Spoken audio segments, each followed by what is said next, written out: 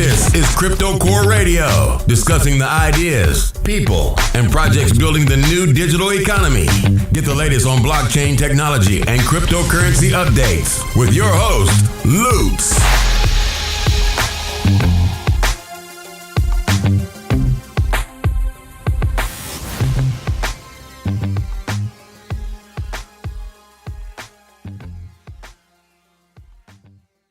Hello and welcome to Crypto Core Radio. This is Lutz coming to you live with another show. We have done one today. We are doing another one. This is early in the morning. I should be sleeping right now, but I am not. We have a new ICO coming. We have Leonard on the line with us, and it's called Earth Token, and we're gonna learn all about it right now. Welcome, Leonard. Hi. How are you doing? How you doing?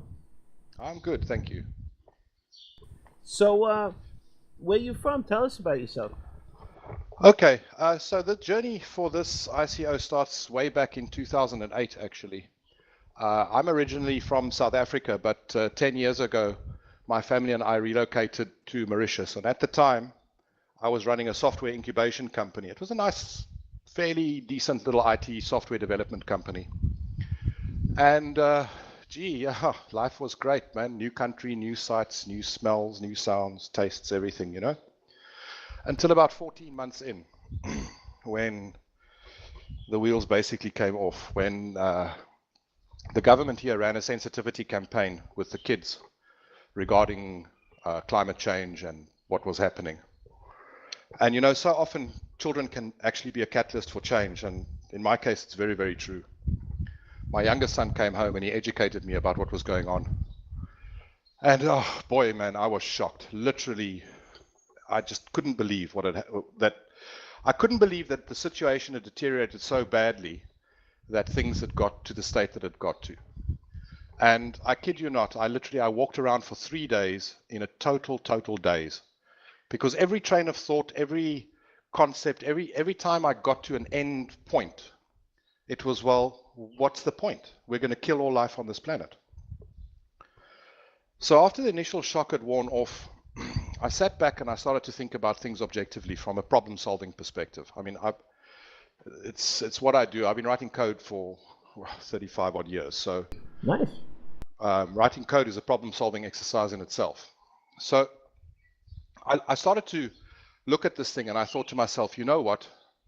I believe that we can use technology to help solve the problem. It's not the only answer, but it can certainly be a component of the mix that we need in order to solve the problem.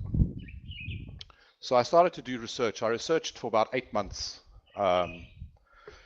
Trading schemes, carbon mitigation, a whole bunch of things within the environmental sustainability space. And this was the early days still.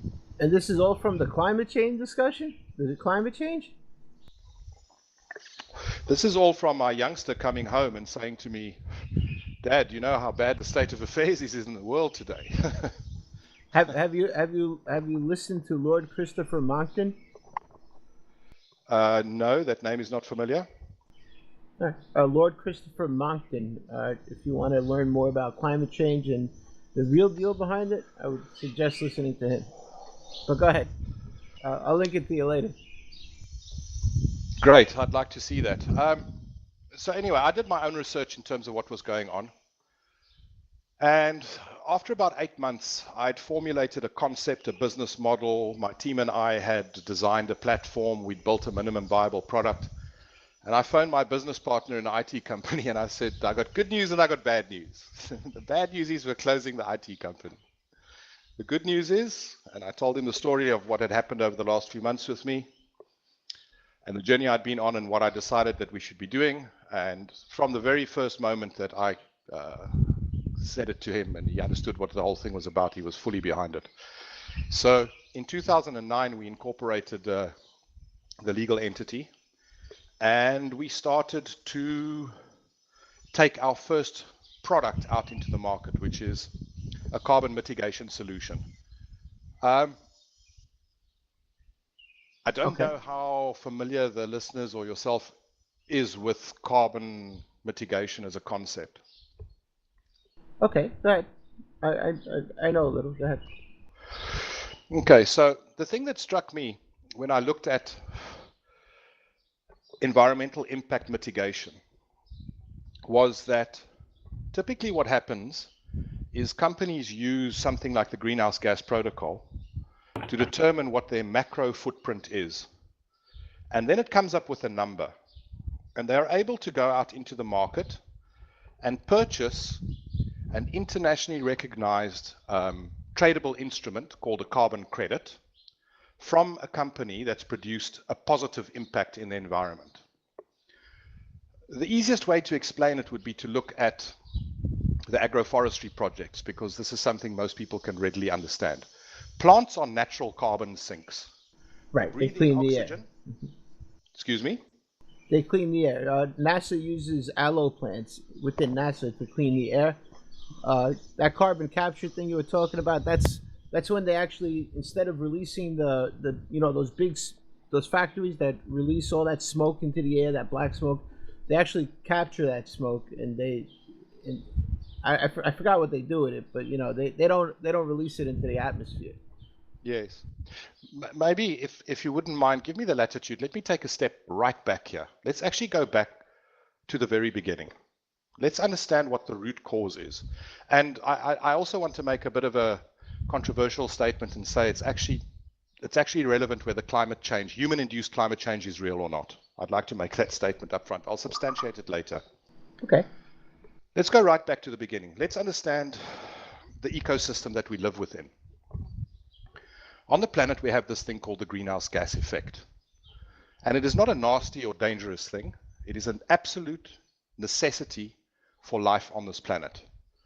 And basically what this greenhouse gas effect does is it traps the re-radiated heat that the Earth generates after absorbing the solar radiation. Because we're at exactly the right distance from the sun to receive that radiation from that nuclear reactor in the sky. It comes through our atmosphere, it hits the Earth, it warms the Earth up, and the Earth releases that heat. Now, without the greenhouse effect, that heat would just literally be radiated out into space. And essentially it would be a cold, dead, lifeless planet.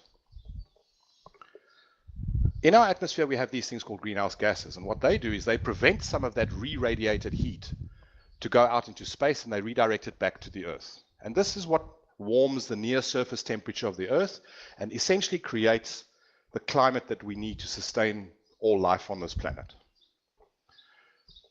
The problem that we have is that we as humans, over the last couple of 100 years, have started to put a very high amount of these greenhouse gases into the atmosphere as a result of the utilization of fossil fuels. And typically, if we look at the processes that we use to convert that stored energy in the fossil fuels, be it coal or oil, to a usable form of electricity, be it fuels that we use to drive transport systems or electricity, the actual technical processes that we use to convert that energy are highly inefficient. If we look at an internal combustion engine in a vehicle, it's not an efficient system. So a large portion of the fuel that is burnt is actually not used in the production of the conversion to energy. It's converted into waste gases like CO2 and carbon monoxide, etc., etc. And these things go into the atmosphere.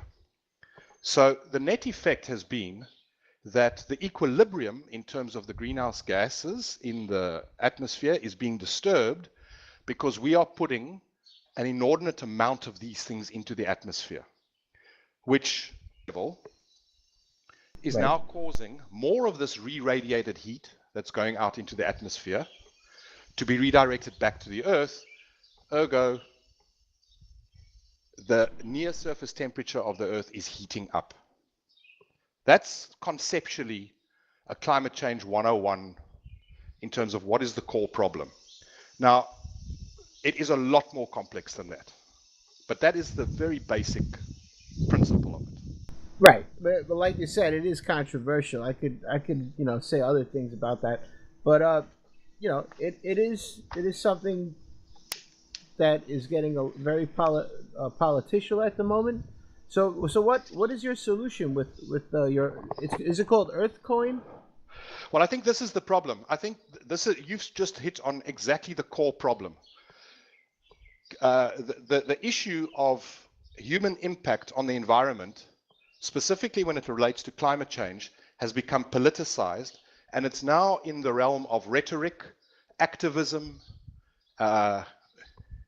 It's no longer being looked at and addressed as a human issue. It's being looked at as a political issue, which is a problem. It's a problem. It's a problem when they tax me for it, and they actually don't do anything about it. Exactly, 100%. You very insightful answer to that. Yeah, I agree with you. Anyway, so years ago, I looked at this whole thing, and there is a way that we can compensate for our environmental impact through using something that's called a carbon offset. Now, conceptually, it's actually very simple. It's like a set of scales. On the one hand, you have a company that has a negative environmental impact. And on the other hand, you have an organization that is performing an activity somewhere in the world that's resulting in a positive environmental impact. And their positive environmental impact is measured, scientifically calculated, and on a cyclical basis, they are audited, and they are given the rights to convert that positive activity that they've had in the environment into a tradable instrument called a carbon credit, which they can now sell on the open market. And if you consider the set of scale scenario, so I've got a negative impact that I've calculated of 10,000 tons of CO2 emissions into the atmosphere. I can go and buy a carbon credit for 10,000 tons. Now my scales are balanced and my net impact is zero, right? Okay. Mm-hmm. The problem, of course, is when you look at it from a corporate point of view, it's seen as a cost. So you operate for a year, you do your annual accounting, you then use the greenhouse gas protocol, you go through all the dictates of that, you calculate what is your company impact on the planet, and you say, okay, our impact is 20,000 tons of CO2. Now, for that organization to go and mitigate that footprint, they have to go out and buy this credit, and it's seen as a cost. And I looked at that and I thought, but there's a bit of a misalignment here. Let's consider what a company does when it designs a product. Typically, a cost of sale model is created. And in that model, all the costs associated with producing the product are allocated to various entities like warehousing, R&D, marketing, sales, etc., etc. And ultimately, a margin is placed on top, and then the product or the service is sold out into the marketplace. That's typically the model. And what I thought was, hang on a second, if we are, as organizations, going to take responsibility as good corporate citizens for our impacts that we leave behind, surely environmental sustainability should be part of our cost of sale model. What I mean by that is, we should calculate what is the environmental impact mitigation cost per product or service and include it in our cost of sale model, so that we essentially take the sting out of the tail as this thing seen as being a macro cost to a company. Does that make sense? Yeah, well, they kind of do that already with taxes. It's all bundled in with the extra tax we pay on all the products. Sorry, just repeat that, please. So when we pay tax here in the United States, part of the tax that we pay on products includes, whatever they pay to, mitigate global warming. Okay, well, I don't have much faith in these. I don't have much faith in a taxation-based system because, unfortunately, I think there's a systemic problem worldwide with how those things are structured and where the benefits ultimately flow. And there's been fraud cases, et cetera, et cetera. Yeah, no, that's without a doubt. Nobody knows where the money's going. We don't. They're paying $50 for a hammer, and $100 for a wrench. We all know that. Uh, you Effectively know, lip service. oh, is that House? Hey, Welcome, my co-host House. He's on with us today as well. Welcome to the show, House. yeah, thanks, brother. I was just saying it's more lip service than anything. Yeah, it's utterly disgusting. We were discussing earlier the need for transparency. I interviewed a charity token earlier, and he's going to put all the charity on the blockchain, and you will know exactly what your money was spent on when you give charity. Like, if it's going to make a pump in Africa, right, to draw water, or if it's going to a child for food, you would know exactly where your money's going from the blockchain, uh, because the Waves platform can now record pictures on the blockchain. So he could put the receipts and show you what your money's been spent on. So it's actually really nice to see such transparency and it would be good to get it in our taxation, or whatever we pay for daily. You know, unfortunately it's taxed, but if it wasn't taxed, Leonard would have a great idea. So Leonard, tell us how it would work again with your idea. Okay, so let's not go through the long, boring details of the company history. Let's just say many years ago, we started this company. We came up with products and solutions that our customers can strategically embed in their business processes so that they don't have to allocate huge amounts of resources and time and money towards dealing with their issue of climate change adaptation. They incorporate our products and services into their core business strategy. We ingrain it into their product flow, and ultimately that results in a scenario that just by them doing their normal run-of-the-mill business, we make sure that their environmental impact is mitigated. Would this increase the price of their products? Well, there's various models that customers can approach. They can either include it in their cost of sale model, which slightly increases their price, or they can add it on as a voluntary additional payment at the end of the cycle when the customer pays. I think what's important to understand here, though, is the fraction of cost that we are talking about. I'll give you an example. Here in Mauritius, the hotels charge on average about 120 euros per room night.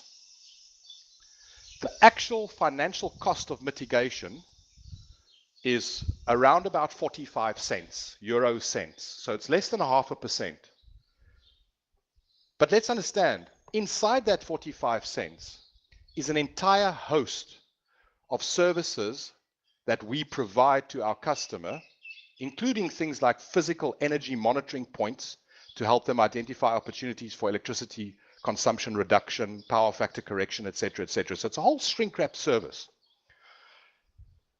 It makes no difference to the guest whether they're paying 120 euros per night or 120.5 euros per night. Now, this is true in 99.99% of industries. There's a few that it doesn't apply, like the airline industry.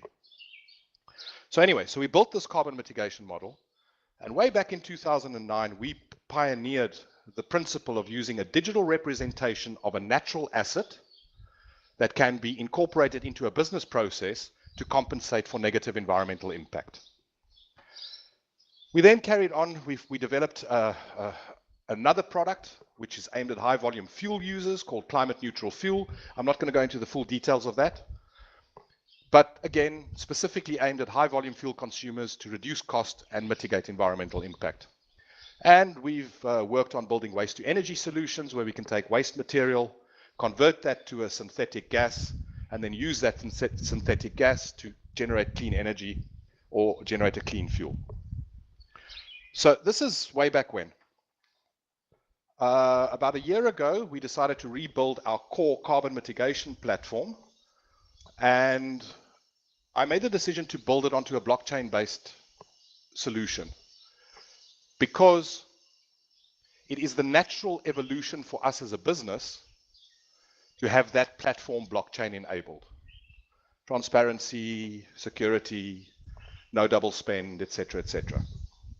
Unfortunately, at the time, the open source initiatives like Hyperledger and Corda and those initiatives, they weren't at a level of maturity that we could actually adopt it as a technology platform that we could use. So ultimately, we found a product called Multi-Chain, which is a fork of the Bitcoin D environment. And it was mature enough, so we went and built this. And we launched this in April of this year. So that's kind of like the company history. Okay. And let's get into the crypto side of things. So we Yes, understand where you're coming from now, and you know the basic idea and gist of where you're going with this. So how is Earth Token, or is it what's the name of it? Earth Token? Yes, the token is called Earth Token. Let's understand why we've come up with this concept and why we believe that it is going to have a significant impact. Yes, please educate me. Okay, so first of all, we need to understand how the trading of natural assets works today. In the current market, it is fragmented, it's siloed, it's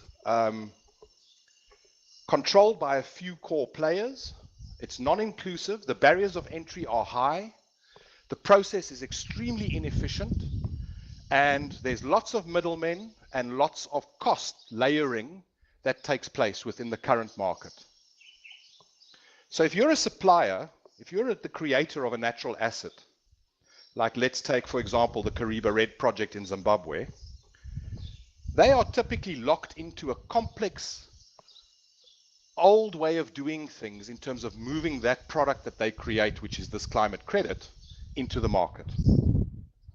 On the other side, on the demand side, in order to purchase that product, the barriers of entry are also high. There's registration fees and escrow accounts that have to be funded, and a whole bunch of other issues that need to be taken care of. And the process is extremely inefficient. It can take 2 to 3 weeks. When we purchase a big amount of tonnage from the Kariba Red project, it can sometimes take up to 3-4 weeks before we actually receive that natural asset. So, how can Earth Token and the Natural Asset Exchange solve the problems that we see? We believe that there is right now, at this very moment in time, there is an opportunity to create an open, globally accessible, universally accessible, transparent, secure, decentralized and democratized open trading platform with a single settlement instrument, a single store of value for the movement of natural assets from the supply side to the demand side across an exchange. And that's really the core principle, the core idea.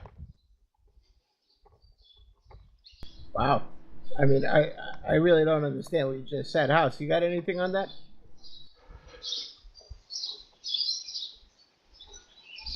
You're gonna have to simplify that a little more, buddy. I'm not that smart. Okay, let's take it this way. So Sorry? basically, you're decentralizing the trading of carbon credits? Not just carbon credits, all natural assets that can be loaded on a platform like this. So what other maybe type of expand credits on could those there? natural assets. Okay, so for example, a natural asset could be electricity generated from a renewable energy source. That could be a natural asset. A natural asset could be gigajoules of gas produced from a synthetic gas plant that is leaving no footprint. It could be something like a carbon credit. It could be an emissions allocation. And these are financial instruments that are Yes, currently they are. available? Yes. Perfect. Okay. That's the point. The issue is that just like we're seeing convulsions in the current fiat system, with it being inefficient and broken and so on and so forth, we have that exact same scenario in the environmental sustainability space when it comes to the trading of natural assets. And a blockchain-based asset exchange is the ideal implementation because it brings transparency and accessibility to all who want to participate in that market, eliminating the inefficiencies, reducing the costs, cutting out the middlemen, and essentially creating a scenario where somebody who wants to absorb one of those natural assets into their business process can do so through the purchase of that asset in a just-in-time, real-time fashion using a common settlement instrument called the Earth token as the store of value and the medium of exchange. Okay, so let's how are you gonna get people to utilize this token? And actually, that's a good. You know what? Let's stick with that one, and then we'll get to the next one. How are you gonna get products or the companies that have these issues with gases, and how are you gonna get them to use it? How are you gonna market it to them? How are you gonna get Earth token off the ground? Okay, so the key to this is to create demand for the utilization of that settlement instrument. That's the key to success. On the one hand, we have to find suppliers who are willing to now participate in this new decentralized, democratized marketplace. And I don't think that's going to be too hard because they are just as frustrated with the situation Absolutely. as what we are on the purchasing side. So that takes care of the supply side. On the demand side, we have to create demand for these assets to be purchased. And the way that we are going to do that primarily in phase one is through taking our existing proven business models where we have existing paying customers paying us for our solutions and expand that user base radically. That creates demand. Do you have Ultimately, do you have a working model at the moment and any customers currently? of the natural asset exchange? Yes. And anything working such as like an MVP that people can see live? Well, we have our own internal blockchain-based application which does essentially what the natural asset exchange is going to do, but in a much more expanded fashion. Okay. In other words, what I'm trying to say to you is we took our core business model, which is buying in bulk, fractionalizing, and allocating it to a business process so that we can, at a line item on an invoice level, compensate for environmental impact. We took that core use case and we built our own blockchain-based platform built on the multi-chain chain. So essentially, you're superimposing your business model across the blockchain. It goes a little bit deeper than that. I don't want to be in a scenario where we are the only company that has access to this. We want to work with anybody that wants to work in this marketplace. So effectively what we'll do is we've designed in principle what this asset exchange needs to look like and what it needs to do. We need to build that exchange and have it as a layer that sits between the supply side and the demand side. And this is all well documented in our white paper. Okay? How are you going to decentralize the exchange out of curiosity? Sorry, I don't understand the question. Just repeat, please. So you mentioned you have an asset exchange. Now Yes. we have a lot of asset exchange type platforms out there already existing. Will you be using an already existing one, or do you have one, some type of custom asset, or maybe a clone of one? I have to be the absolutely platform honest. itself. We have designed how this thing needs to work conceptually. We now need to go through the development cycle and the actual true process of writing software in order to determine exactly how it needs to work, being cognizant of the requirements of both the supply side and the demand side, utilizing the single store of value and medium of exchange to move these assets across this exchange. Okay, so you don't have a working platform just yet. Do you plan on, what do you plan on using? Ethereum, do you have an idea of what you want to use? Well, the store of value token will be an Ethereum ERC20 token, and the market will determine the pricing for that. The asset exchange itself will accept payment for the movement of asset from supplier to demand side across that exchange, utilizing whatever the supplier has said they want in return for X quantum of product. Okay, so you plan on using Ethereum then? As the store of value mechanism. Okay. All right. And so how are you gonna create the decentralized exchange? Because that is something that is very controversial right now, and there's only maybe two people that are doing it. Komodo platform, which is already has a decentralized platform and working. So if you were to create your own chain, you'd be fully decentralized on that platform as of now. And then there's some that are still working on it, like Waves and BlockNet. There's some that are still, in their alpha stages, right? Yes. So you want to look at maybe Komodo platform and create your own chain to decentralize an exchange, because I'm all for decentralized exchanges.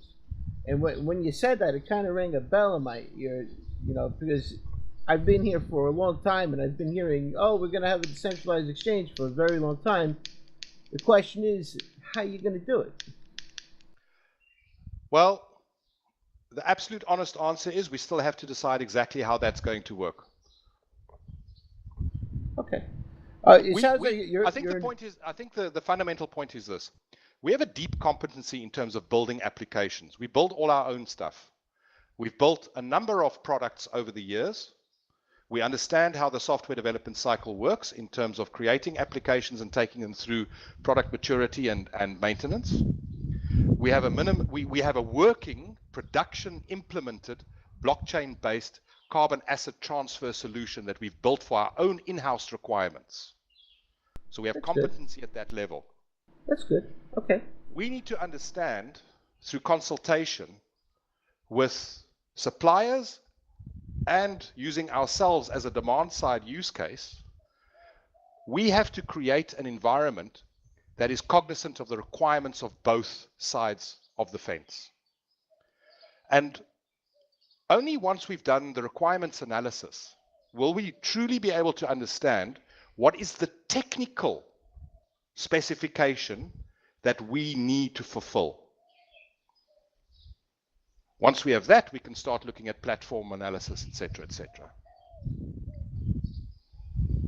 But the principle is very clear. We have this vision of being able to deploy this asset exchange that could literally enable anything from an IoT-enabled device all the way up to intergovernmental trading, bringing transparency, security, immutability, all the things that the blockchain as a technology platform promises, to bring those things to the market, because it's absolutely necessary.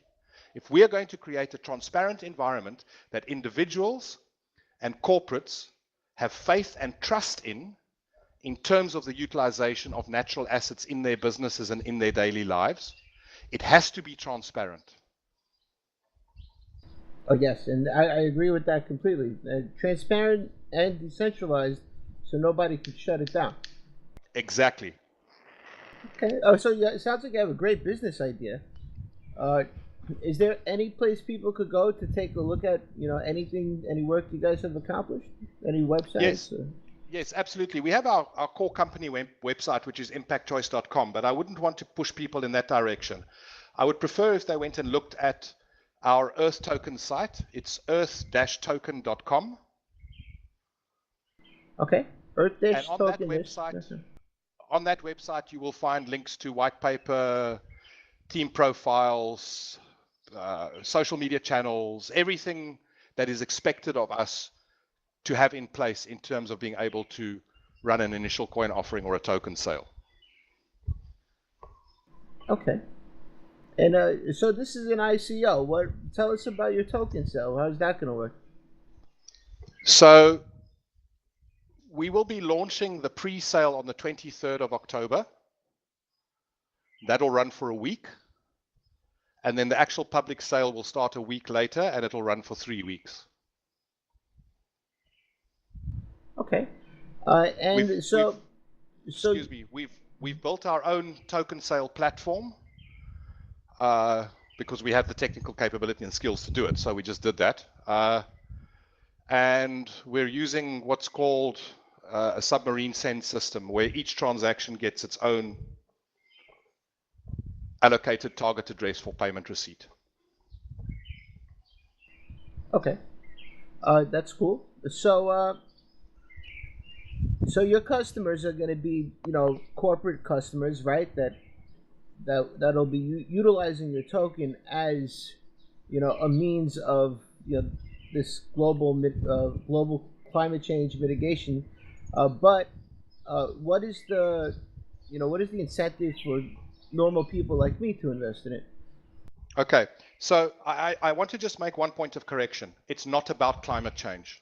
Okay. It's absolutely not about climate change. It's about environmental sustainability, which is a much, much broader topic. And when we start to look at environmental sustainability from that perspective, as opposed to being sucked into the rhetoric and the politicized area of climate change, and we look at it from the perspective of saying, let's find ways in which we as corporate citizens can accurately measure our environmental impact and then put processes, scientifically backed processes in place that allow us to measure, then manage and mitigate our footprint and then communicate our successes in such a way that we can, with our heads held high, turn around and say, yeah, we're treading lightly. We're leaving very little footprints behind us as we go along in terms of our overall environmental impact. That's the core objective. Now, the initial client base to drive volume and demand will come from the corporate sphere, of course.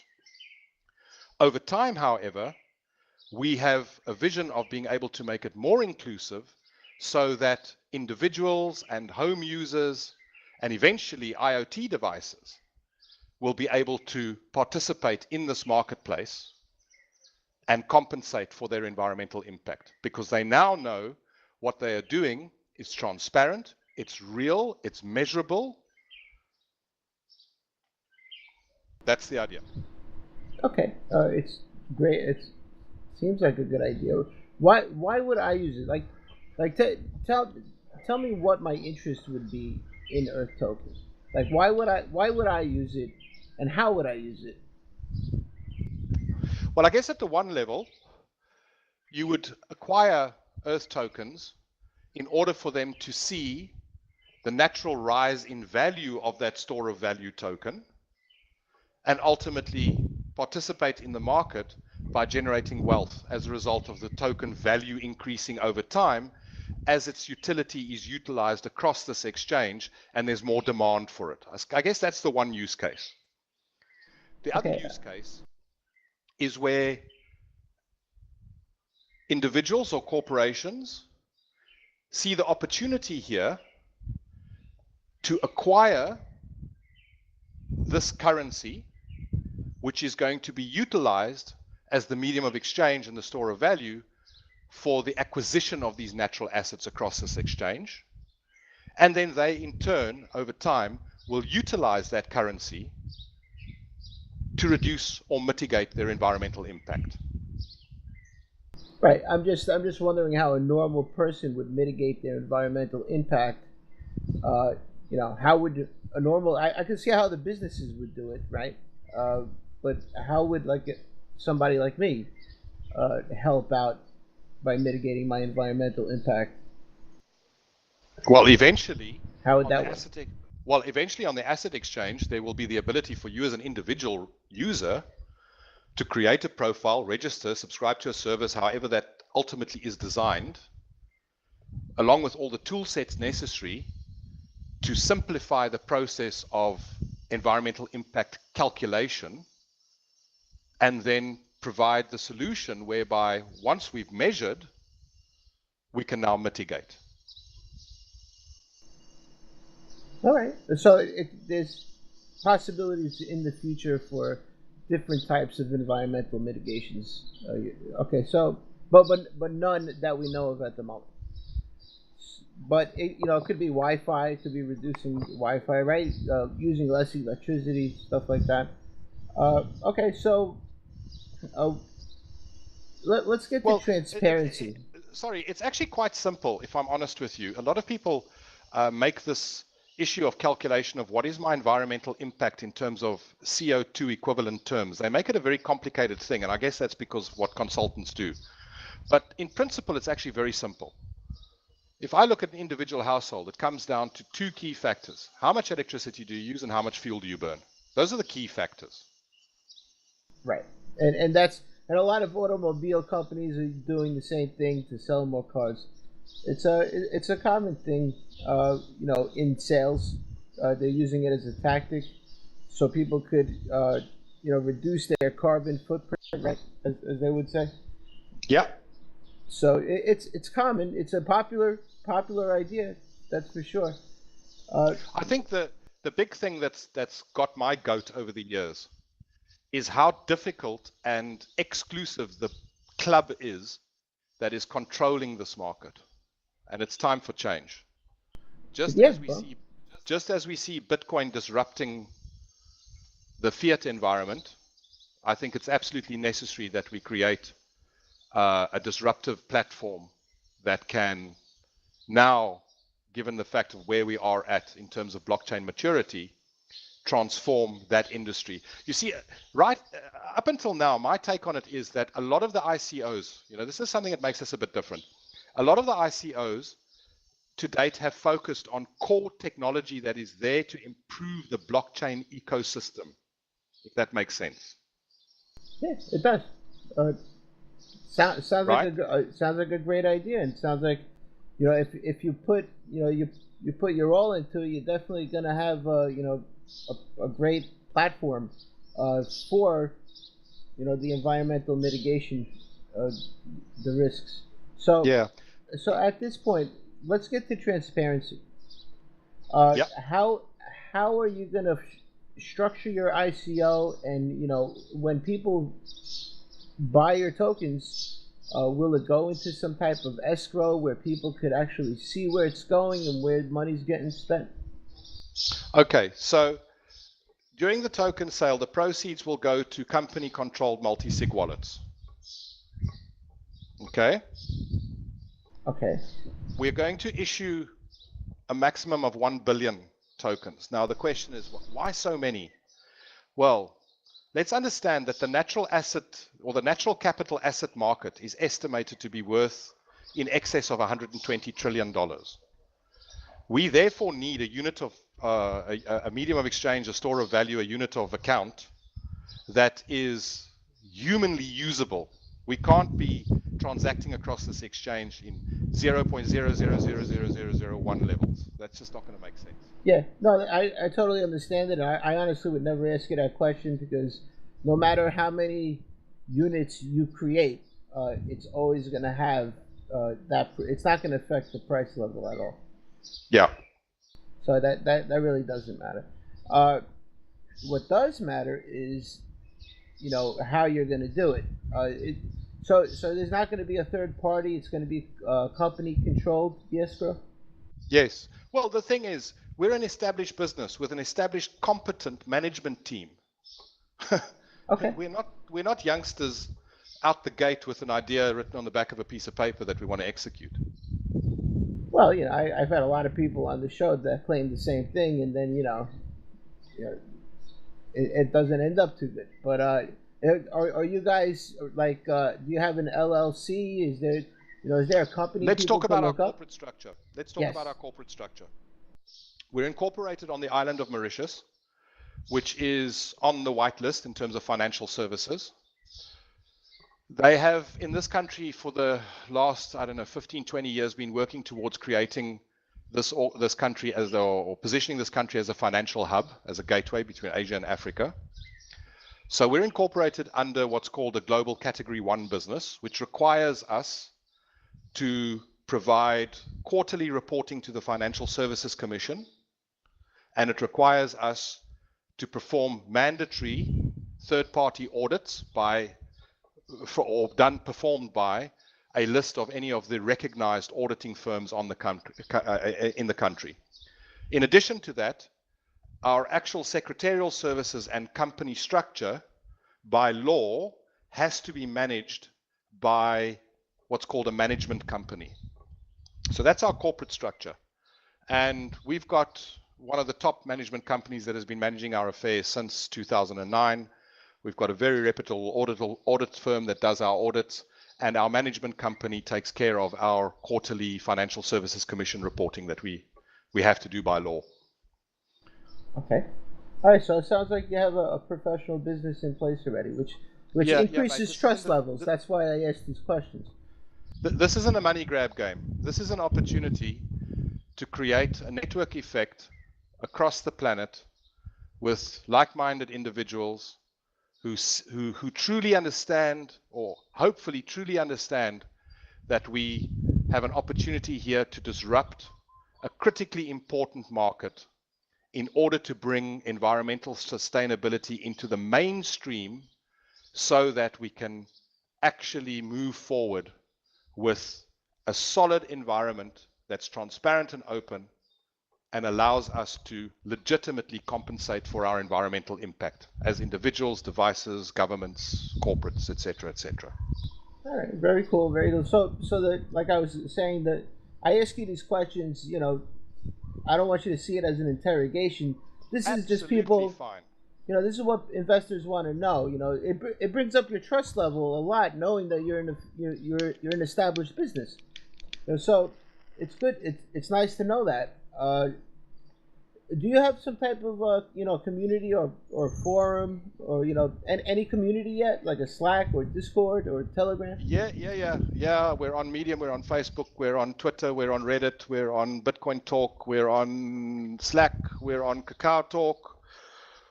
What's the other one? Okay, very good. I asked these questions. A lot of the guys are listed on LinkedIn as well.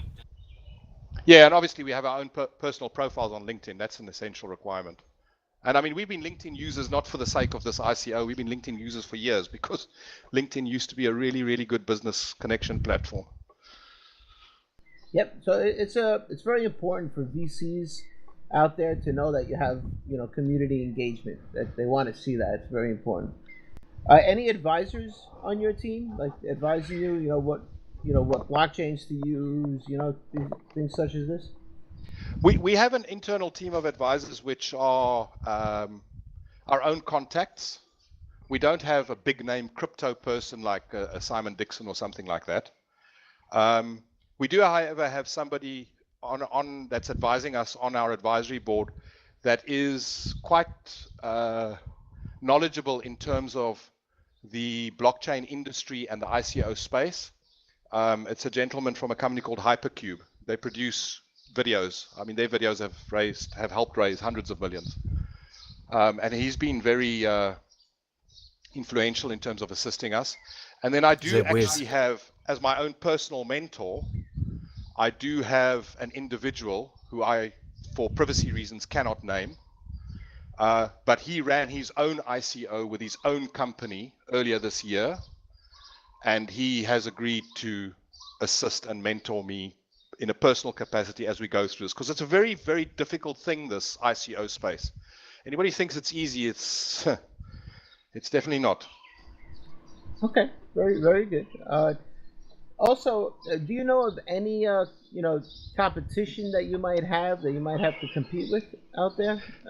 Look, I think this is something that differentiates us. I never really finished the point earlier, so there's actually three key things that I want to just mention here, I think. Sure. Differentiation. There are a lot of other initiatives out there that have tried to address the issue of environmental or climate change through cryptocurrency type initiatives. I think the three key differentiators that we have is, number one, we're an existing business with proven models, existing customers that are paying us. So it's not that hard to envisage us taking those solutions and ramping them up and creating demand across the exchange. The second thing is that we have not pegged the value of our token to a specific asset.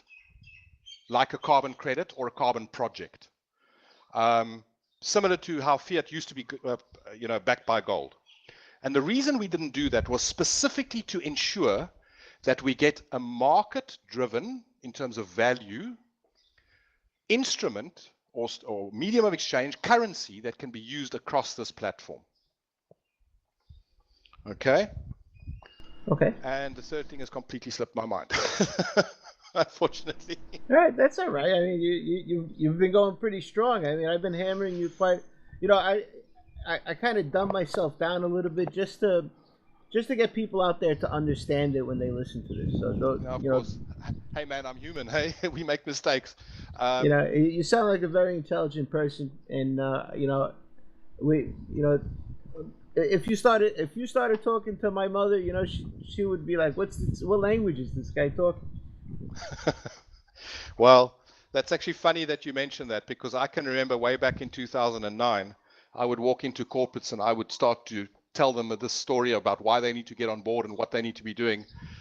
And I can clearly remember the looks around some of those tables, those boardrooms. The eyes were seriously, they were like, what is this guy talking about?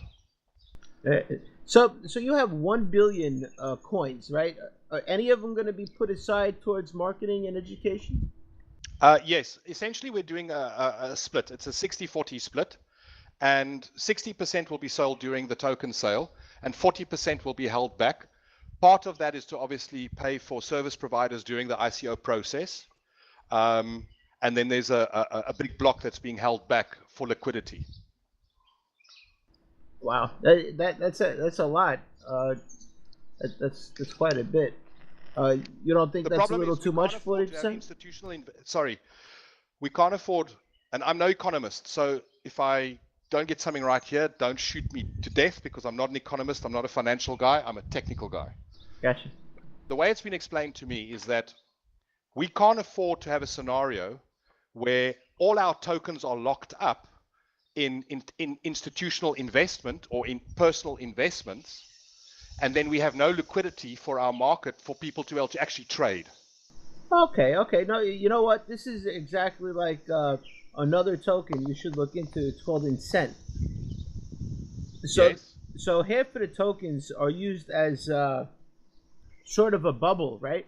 So whenever a customer pulls a token out for rewards, and uses it to pay for something, it gets put back into that bubble. So yeah, you're talking about Rob's product, yeah? Yes, yeah, you know Rob? Yeah, I know Rob. That's funny. They were actually. It's a very strange. This ICO thing has been the most stressful thing that I've ever done in business. They were originally going to provide us with their platform as the actual token sales engine. Yes. And then they had a problem with, the story. Yes, I do. We'll definitely not repeat that one. Exactly. So after all of this happened, and we reached out to a few other token platform guys, the market is so underserviced that it's exploding. There's so many of these things, and there's not enough service providers. Myself and my technical team, we sat down and we said, okay, let's look at this thing from a technical perspective. I don't care about anything else. I want us to look at this thing from a technical point of view. Do we have the competency and skill to build this? And we analyzed it. We looked at it. We built. We tested. We ticked the box. Built our own platform. It's honestly not that difficult. A lot of people do it themselves. I know, and the strange thing is, we looked at it from a technical perspective, and unbeknownst to us, we went and built what now is called a submarine send system. I was gobsmacked when I read that on a CoinDesk article. I was like, hey, but we built this. This is exactly what we built. And you know what? Now you can do it for others. If I wanted somebody, to do the same type of project for me, would it be feasible to come to you? Would you be able to do that for other people? Can we leave that conversation for a call later once we've gone through our ICO, sure. and we talk about Token Thunder? Oh yeah, man, yeah, for sure. So let's get back to the 40%. So I understand now why there's so much, and everybody out there, it's not that they're keeping it. It's sort of an umbrella, right? So that when when when money gets pulled out, it can get put back into this sort of bubble umbrella. Uh, if you're not familiar with it, the same concept is done in Cent with their reward points. Yes, well, this individual that's mentoring me and advising me, they did their ICO, and they had a very similar scenario where they had a very high number of tokens, and they also needed to ensure liquidity for their marketplace. And he is the individual who helped us design this final thing and say, okay, that's really the structure that we need to go for so that you can ensure liquidity. Right. Very good. Very good. Okay, so let me just get to these other questions. So what's your website again? Earth-token.com. Very good. And so you know who you do have competitors. We went through that. We know what problem your technology solves in society, and we went through transparency. It looks like we went through most of the important things that investors want to know. You have advisors. How big is your team? Our core team is about 6-7 people, I'd say, around about that number. I'd just have to check something, yeah. But the advisor team is about 5 or 6 people. I know I'm saying about, and I should know these things to the letter. It's just, let me have a look. I'll tell you right now. You're doing a great job, by the way. These interviews are tough, eh? No, not really. We just want to make sure people understand the idea fully, and look at it from the investor point of view, right? Why would I want to invest in this? I need to know the reasons. I need to know how trustworthy you are. And on that perspective, everyone, if you go to the website, they all have LinkedIn profiles, so you can learn about every individual on the team.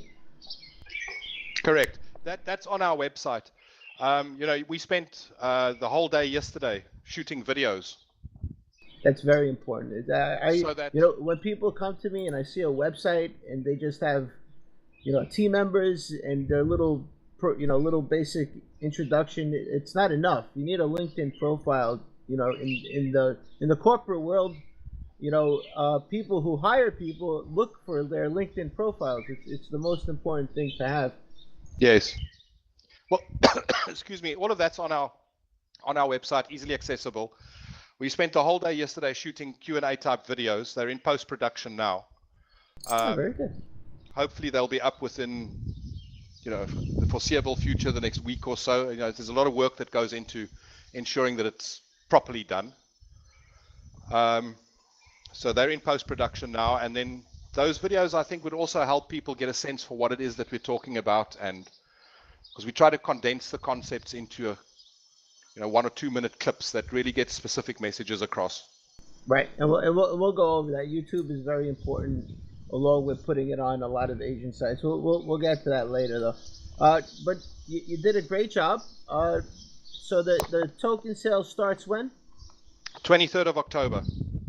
October 23rd. All right, and that's a while away. That's a good time to ramp this up. If you guys are environmentalists, if you want to help your economy, Earth token sounds like the way to go. Today seems to be a very positive day. I had another interview, with a charity coin. So, I mean, a lot of really nice things I'm hearing lately.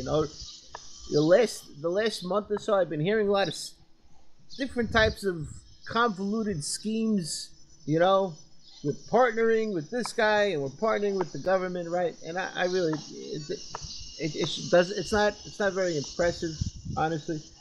But when I hear things like this, with people trying to help the planet and with people trying to help other people, live, and especially Africa needs a lot of help.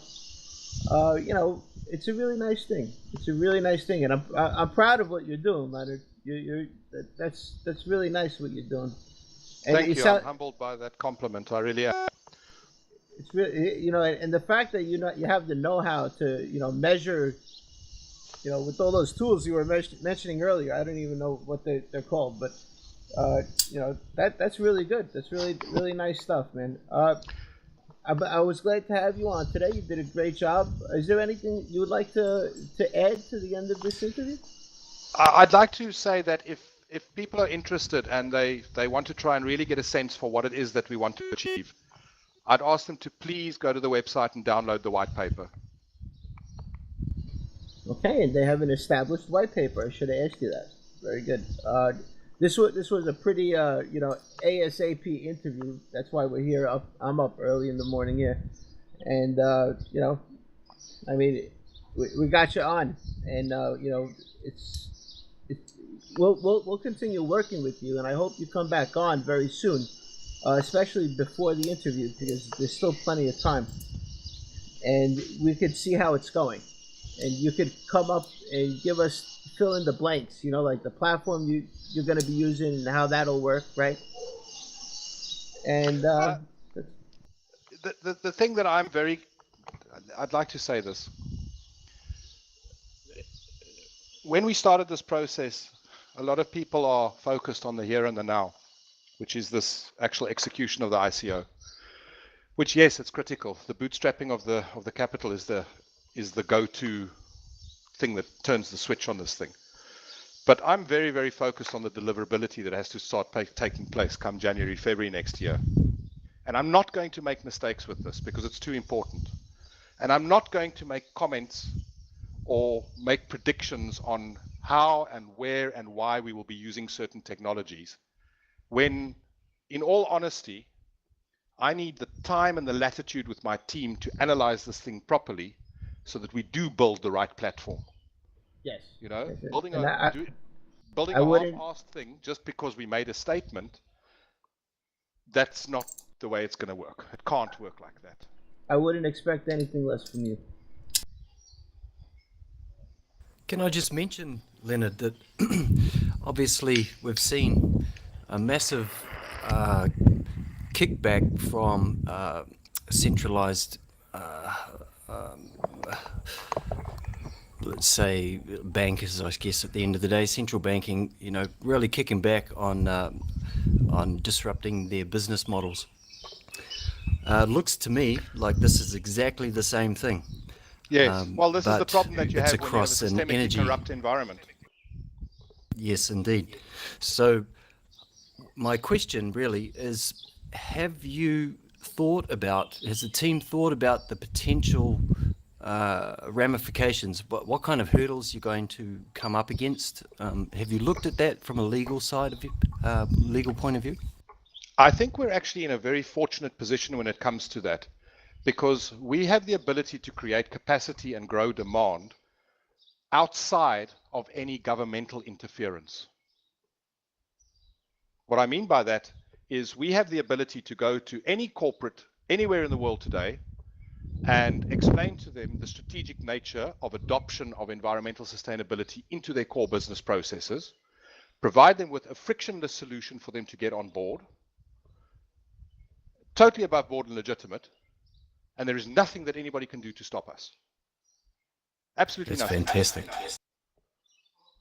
The trick here is into building such demand and such adoption and such acceptance that it forces the governmental sides to say, shit, we better participate in this platform. We better be the ones that come to the party here, so that when we trade emissions between ourselves, that our electorate can see that it is transparent and we don't have the scandals that have tarnished this marketplace because of the systemic corruption that exists at all levels. If we think that the corruption is only in the banking and the fiat space, that's naive. It's systemic. That's very good to know that you're well aware of that, because you can imagine, I'm sure everybody knows that there's going to be a fierce opposition to it. Relinquishing control of money is one thing, relinquishing control of the potential market of climate change or carbon emissions, credits, and it's a whole nother kettle of fish that they haven't even thought about, and you've just stepped in the puddle, and disrupted it. So Look, I don't want to sound like I an can guarantee anarchist that there's activist. going to be some kickback. I just want to make sure that you are well aware of it, and you've got some kind of plan in the pipe to counter that.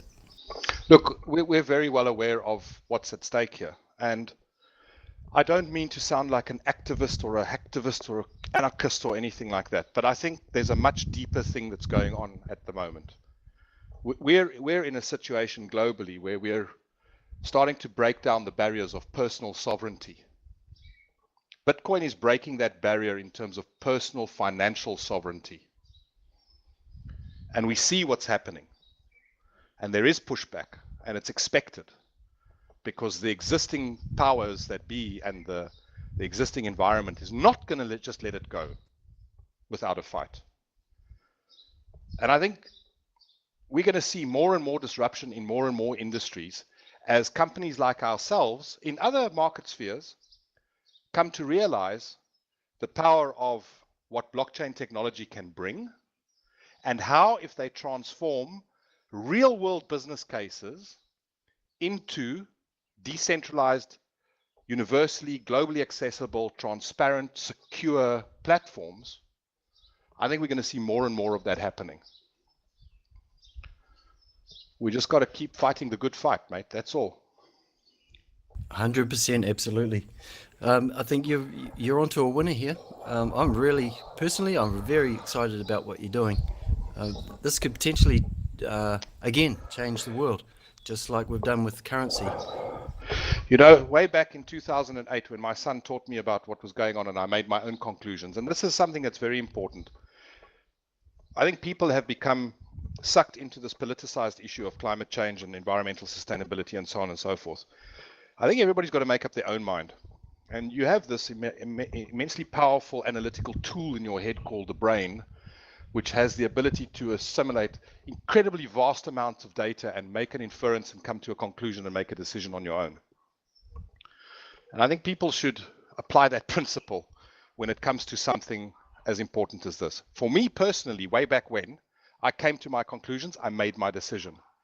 And at that point in time, I said, you know what? I'm going to do something about it. I'm actually going to do something about it. And so here we are today. And I think we can all make a difference. The problem that we faced, it is a global problem.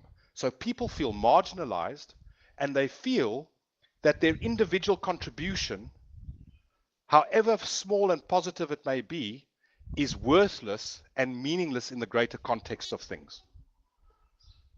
And I think we can change this. I truly believe that we can change this. That's fantastic. At an individual level, that's brilliant. Giving people a method to fight back in their own personal way, it's just absolutely brilliant. 100%, Lutz, we need to bring Lord Monckton on. Let's find out. I'll start the ball rolling and try and get contact with him, and we need to bring these people together. Yeah, I'm not sure if he's available. He's a pretty old guy, but yeah. We can find him. We'll find him. All right, very cool. All right, thanks for joining us today, Leonard. I don't want to make this too long. Just to give you a heads up, we had 115 people at one point in time listening. All right. And that's early in the morning. I mean, is that a good metric? That's fantastic. It wasn't announced at all. I mean, we just Twittered it out. Could you imagine if we publicized it for a week in advance, right? When we do that, we get like 3,500 people. So it's wow.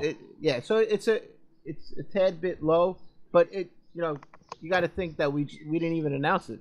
I just put it on Twitter. That was it. So let's close the show. Everybody out there, thank you for joining us today. I love you all. Thank you, my guest host, House, who will be participating more often in these early morning calls. For me, at least early morning. It's 6 in the morning here, and I still haven't slept. And everybody, I love you all. Have a great day. This is Luke signing out.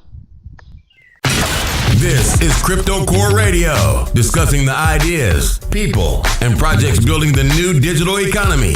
Get the latest on blockchain technology and cryptocurrency updates with your host, Lutz.